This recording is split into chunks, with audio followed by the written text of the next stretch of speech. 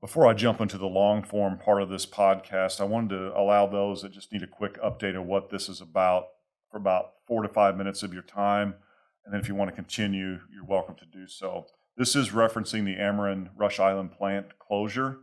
Ameren did meet with us and let us know that the plant is scheduled to close on October 15th of this year, 2024. As a district, we still don't know exactly how that will affect our budgets long term, as there's still a lot of unknown with that closure process. It was put to be that since it's a monopoly, since it's a public utility, and they basically have the monopoly in this area, the free market actually plays out in the court system. That process right now is called securitization. That filing has been made in Missouri. It's explained a little bit further in the podcast. We are the first school district to be a part of anything like this, so we're kind of an uncharted territory. But long story short, as far as the actual impact on our budgets with Ameren, there's still a lot of unknown about how that closure would look, to the totality of the closure, if that plant would be repurposed, if it would completely go offline and never come back. There's so many unknowns with that. I can't give you that information today. What I can tell you is that the closure itself, if it went through on October 15th, does not affect our current budget and would also not affect next year's budget planning. Any changes to the budgets would happen in 2025, specifically the 2025-26 school year, is when the first time, if it were to close, the reduction of those tax dollars would hit our district. So we have a little bit of time to prepare for this. I also wanted to make a quick note here that Ameren's been a great communicator through this. I have the utmost respect for their leadership teams. They have answered every email I've sent them. They've answered every phone call. They came down and met with us. And as you'll see in the podcast later, they've also provided us unique opportunities to connect this district into the county and have more of a cohesive working relationship with our county. I can't thank them enough for this opportunity and their guidance and their professionalism and consideration for this. The podcast kind of outlines some other things they're dealing with too, as far as the securitization process. So what I'm here to tell you today, your takeaway today is this: if the school funding apparatus stays the same as it currently is in Missouri, and we see James Hardie Industries coming in, and we see the growth that's anticipated in this school district. And again, I keep going back to, if the school funding apparatus stays the same, this district will be able to withstand the Ameren closure. I'm not saying it wouldn't be a little bit bumpy, and we are doing things now to prepare for that. But I really believe the Ameren closure would not be catastrophic to the district. Moving forward, if you want to continue to watch this podcast, but I'll also encourage you to watch the upcoming podcast, because there's things going on in our legislature right now that if those things happen, it's going to put our district in a real bind in a couple of years if those things go through, even maybe without an Ameren closure, because of the impact it has on small school districts, small rural school districts. So please stay tuned for that one. If you want the full kind of lowdown with everything going on with Ameren that we know of right now, continue to watch this. Thank you for your time. Please stay engaged. Always take care of our kids. Place kids first. Everything always turns out okay. Thank you. Hey, welcome back. This is David Haug again at Jefferson R-VII Superintendent. Thank you for the second podcast as part of this series. This will deal with the Ameren closure.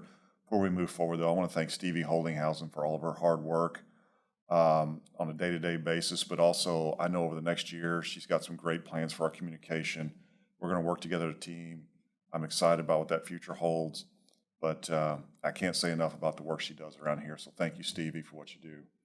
I do want to kind of start by saying, as far as the Ameren closure, I think it's important right out of the gate.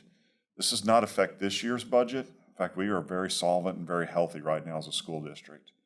And the closure would not actually impact anything for next year's budget. And that was made very clear to us in a meeting we had, and I'll get to that in just a minute. So this is truly looking down the road. The first year this could possibly affect is for 25-26. And we are doing things now to prepare for that. And I wanted to get that out there in the public first, that this is not something that would change something we're trying to do tomorrow, but we're just trying to be as smart as we can. From the get-go, we said there's a bunch of unknown with this, in 2021 when we found out about it. So we're now in it. We're now in the middle of it, and we're still preparing. There's still a lot of unknowns.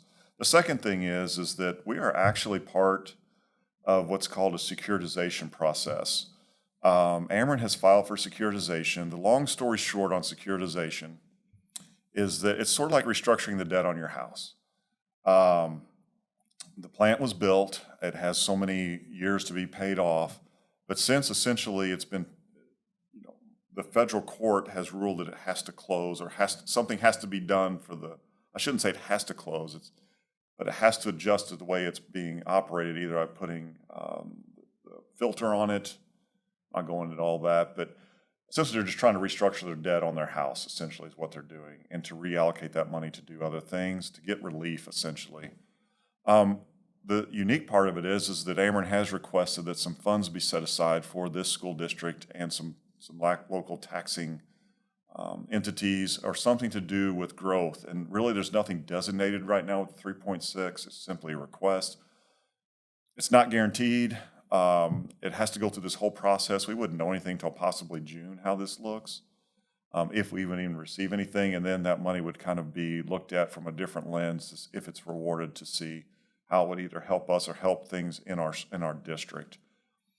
I commend Ameren for thinking of us in that way. I think there is an argument to be made here for it, a serious argument, and that will be another discussion at the March board meeting, and I will be sharing that with our public of our filing on that behalf.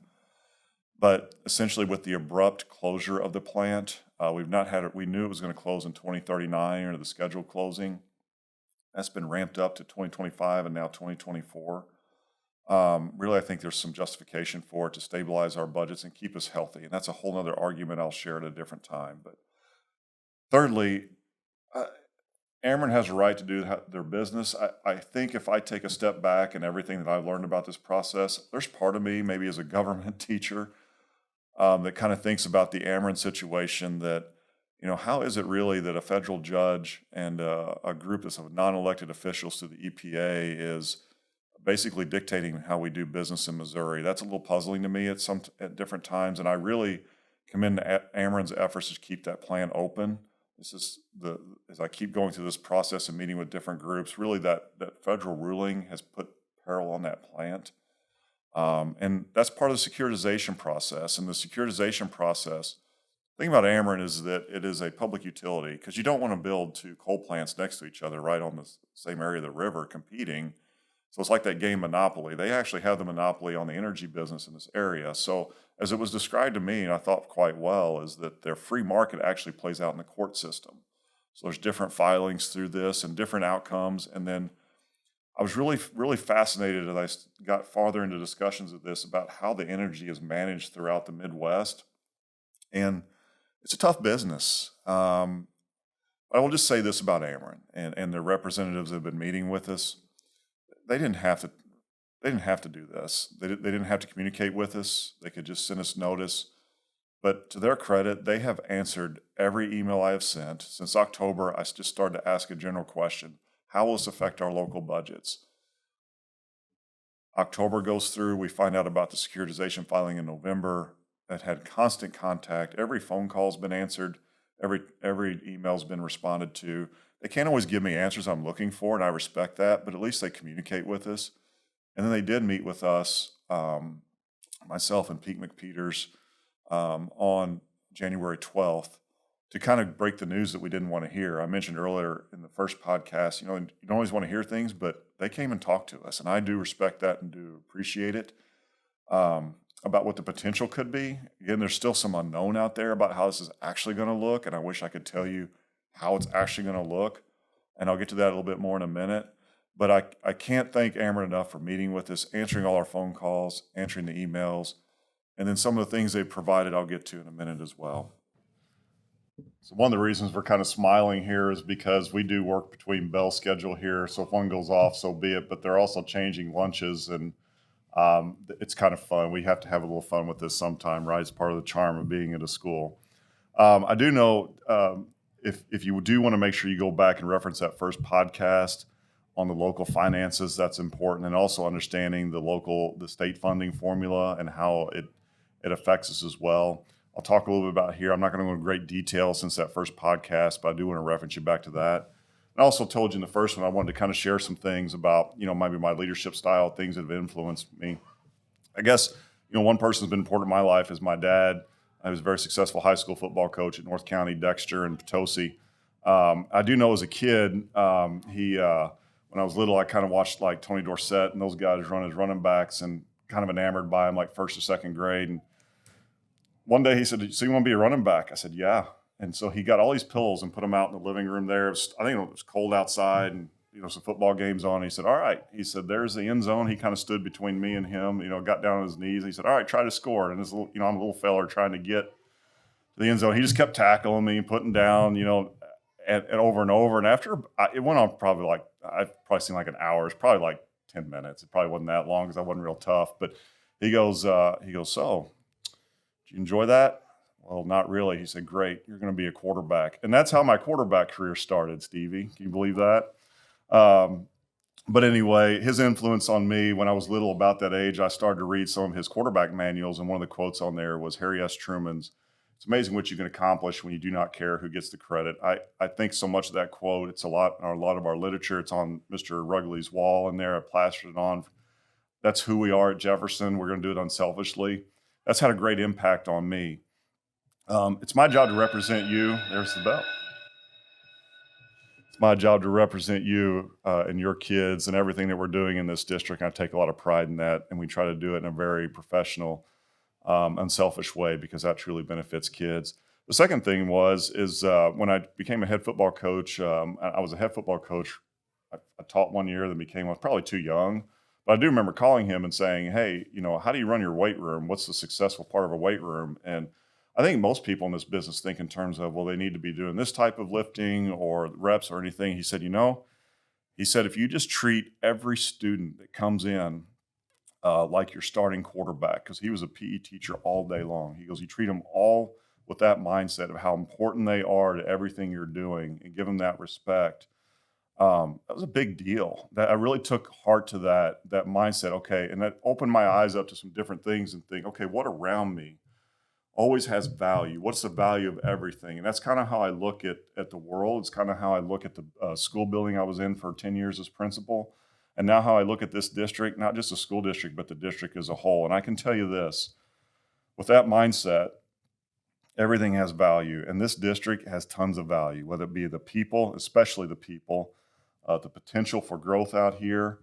And I think that's the one thing I've learned through the Ameren group, is how to better connect. And they provided tremendous opportunities for us through this adversity. It's the one thing to hear the plant is closing and how it may affect your budgets. Again, there's a lot of unknown, and we'll be careful with that. But at the end of the day, to find a great partner with the leadership at Ameren that we found to really start connecting us and showing us how and helping us have meetings to make connections has been invaluable for this community. And that's why I truly believe, and I'm going to make a statement here about the school funding as it stands right now. If the school funding remains the same, if that apparatus remains the same, the Ameren situation, we're going to be fine. I truly believe that, because I think there's so much other potential for growth out here. It's imperative we do get James Hardy here, and we're working with people to help get that done. But we're going to be okay. So here's kind of where I'm at with it. This is my analysis today. The school funding formula needs, as long as it doesn't change, and I want to make sure that's noted. And that's also the reason for the upcoming video, because I want to talk about some of the potential changes that are laying out there being discussed at the legislative level. You understand we're very heavily locally funded. Again, go back to that first video and this pie chart right here. That will kind of lay everything out about how locally funded and how kind of perilous we are if one of the plants closes. And also understand the state funding formula is pretty antiquated for our situation. Again, and you can go back and reference that video, but it's been a great formula for our district and the state for many years. The state has saved a lot of money off of this school district because of Bootsy, because of Ameren and our local funding. But on the flip side, the advice I've been getting is that we're that unique district, I keep using that term, that if the plant closes, that we aren't able to recruit funds off the formula. And you can look at that other video for greater detail on that. The best analogy I could come up with is this. It's sort of like you've got your house. You got a good solid house. You're living in it. You got a great family. Everything's going on. But there's that one part of your house you keep walking by. It's your closet. You know you need to clean a certain storage closet out. It's just full of junk. And you keep walking by it, and all of a sudden, you know what? You're going to tackle it. And as you pull that closet open, and you're pulling stuff out, you're trying to decide what you should throw away. You get rid of some junk, but you also find some things in there you didn't realize you had that have value. At the end of the day, and maybe over a period of time, you've cleaned that closet out.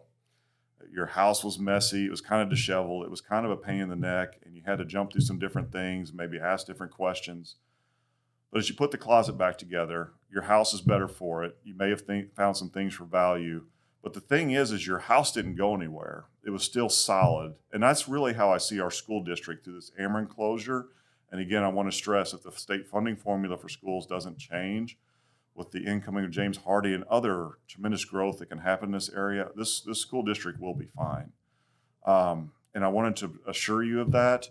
It's just right now, as Ameren's closing, we're going to be cleaning our closet out. And it may look a little bumpy at times, a little messy, but we have such a solid group out here, solid foundation. We're going to be fine. They did tell us on that January 12th meeting that the plant is scheduled to close on October 15th, 2024. That was a hard number to hear. And then to look at the different scenarios as funding was difficult. I can't pin anything down. If I could, I would. But right now, you just need to know that's looming out there. And again, going back to the first statement of this podcast, this doesn't affect our budget now. It doesn't affect it next year. We just need to be planning for it and adjust accordingly and do the very best we can for it to take care of your money and our kids. Ameren has filed for securitization. I mentioned that earlier. They requested $3.6 million to the district with the closure. Not all that fund would come to the district. There's no specific plan for the money. It's simply been requested. We appreciate Ameren's thought for us and our district and our situation on this. They didn't have to do this.